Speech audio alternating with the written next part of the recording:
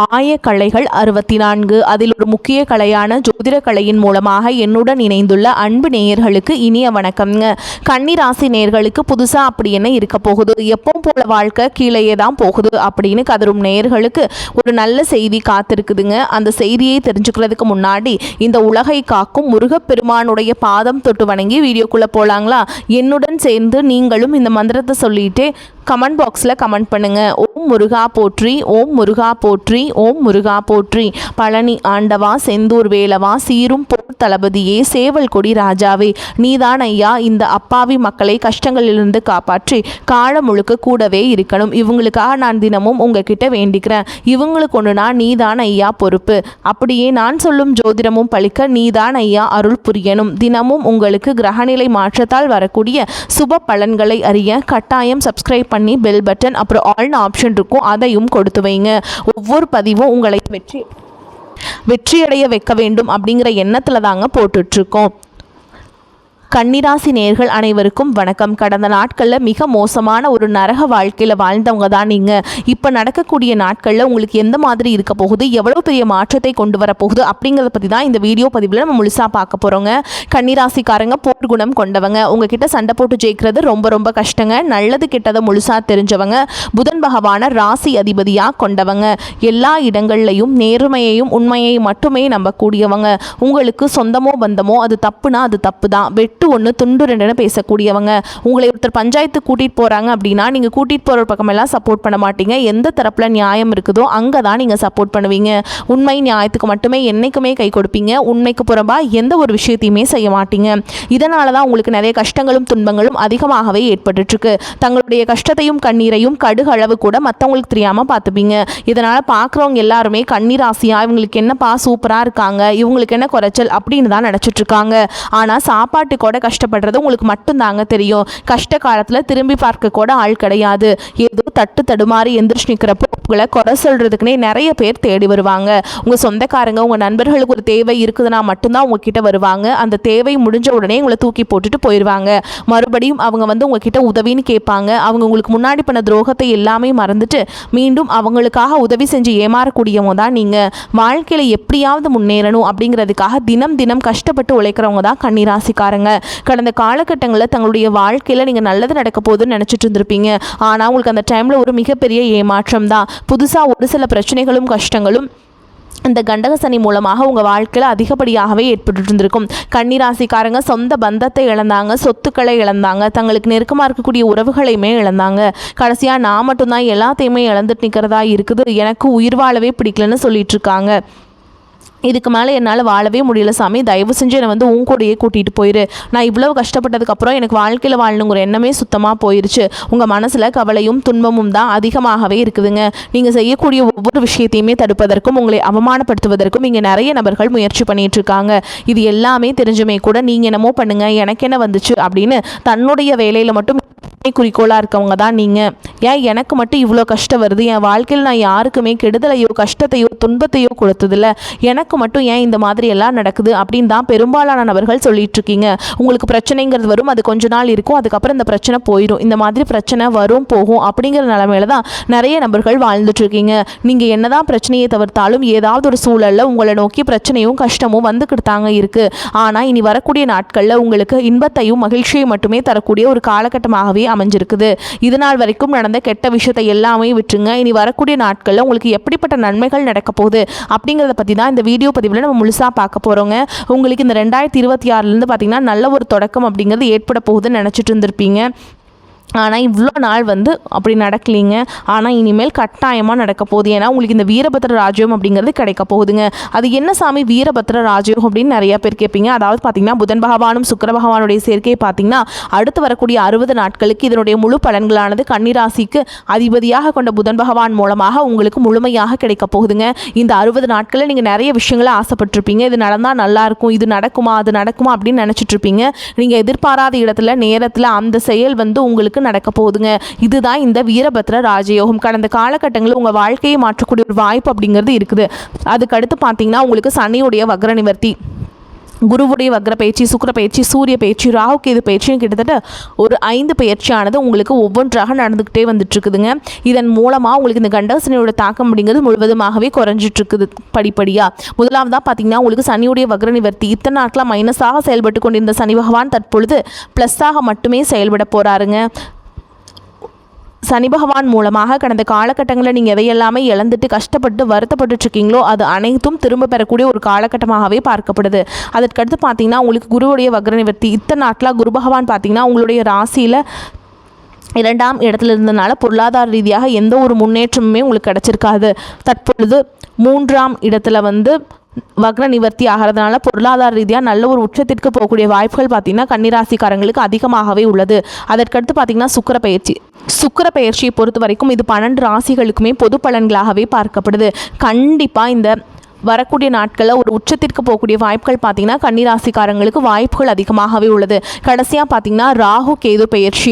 ராகு கேது பயிற்சியாக சொன்னாவே பார்த்திங்கன்னா கன்னிராசிக்காரங்க எல்லாருமே ஒரு நெகட்டிவான தாட்டில் போயிடுவீங்க.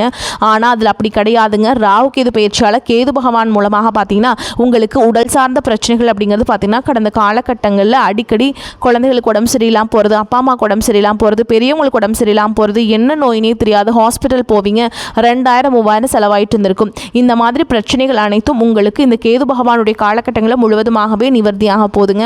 கடந்த காலகட்டங்களில் நல்ல ஒரு வேலைங்கிறது கிடைச்சிருக்காது. ஏதோ ஒரு கிடைக்கிற வேலைக்கு ஒரு 10,000 சம்பளத்துக்கோ 15,000 சம்பளத்துக்கோ பிடிக்காத ஒரு வேலையை குடும்ப கஷ்டத்துக்காக வேறு வழியே இல்லாமல் செஞ்சுட்டு இருந்திருப்பீங்க. ஆனால் இனி வரக்கூடிய நாட்களில் நீங்கள் படித்த படிப்புக்கு ஏற்ற மாதிரியும் உங்களுக்கு பிடிச்ச மாதிரியும் நீங்கள் ஒரு அரசாங்க வேலைக்கு ட்ரை பண்ணாலும் சரி, இல்லை ஒரு ஐடி ஜாபோ, ப்ரைவேட் ஜாபோ, பேங்க் ஜாபோ, நீங்கள் எங்கே வேலைக்கு ட்ரை பண்ணாலும் அந்த ஜாப் அப்படிங்கிறது உங்களுக்கு நிச்சயமாக கிடைக்க போகுதுங்க. கோர்ட்டு கேஸுன்னு ரொம்ப நாட்களில் அலைஞ்சிட்டு இருக்க நபர்களுக்கு விரைவில் உங்களுக்கு சாதகமாகவே தீர்ப்பு வரும். சொத்து பிரச்சனையும் உங்களுக்கு சாதகமாகவே முடியும். சனி பகவானுடைய பார்வை உங்களுக்கு நேரடியாகவே இருக்குது. இதன் மூலம் வருமானம் அப்படிங்கிறது பல வழிகளில் வரும். தொழிலில் லாபம் சற்று அதிகமாகவே கிடைக்கும். அரசியல்வாதிகளை பொறுத்த வரைக்கும் புதிய பொறுப்புகள், புதிய பதவிகள் எல்லாமே தானாகவே உங்களை சேரும். ராகு கேதுவால் உங்களுடைய செல்வாக்கு உயரும், உடல் ஆரோக்கியம் மேம்படும், சங்கடங்கள் நீங்கும். மறைமுகமாக உங்கள் தொழில் வாழ்க்கையிலும் சரி, இல்லற வாழ்க்கையிலும் சரி நிறைய நபர்கள் தொல்லை கொடுத்துருப்பாங்க. இனி அவங்களுடைய தொந்தரவுங்கிறது முழுவதுமாகவே இருக்காதுங்க.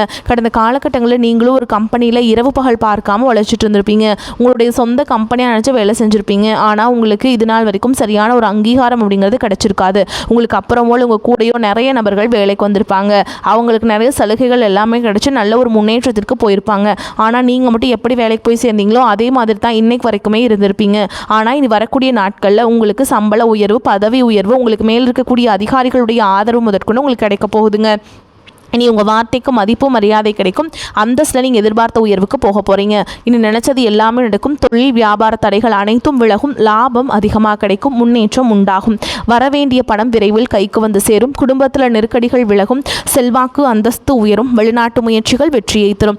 தெய்வ சிந்தனை அதிகமாகும். பெரியோர்களுடைய உதவிகள் கிடைக்கும். உறவுகளில் இருந்த சண்டை சச்சரவு முழுவதுமாகவே விலகும். புதிய நண்பர்கள் உங்களுக்கு உதவி செய்வாங்க. தொழிலில் ஏற்பட்ட நெருக்கடிகள் நீங்கும். முடங்கி கிடந்த நிறுவனங்கள் மீண்டும் இயங்கும். வியாபாரத்தில் எதிர்பார்த்த லாபம் கிடைக்கும். புதிய தொழில் தொடங்கக்கூடிய முயற்சிகள் கண்டிப்பாக உங்களுக்கு வெற்றியை தரும். கடந்த காலகட்டங்களில் திருமண நிலை அப்படிங்கிறது பார்த்தீங்கன்னா உங்களுக்கு நிறைய பிரச்சனையும் சிக்கலையும் பெரும்பாலும் சந்திச்சிருப்பீங்க.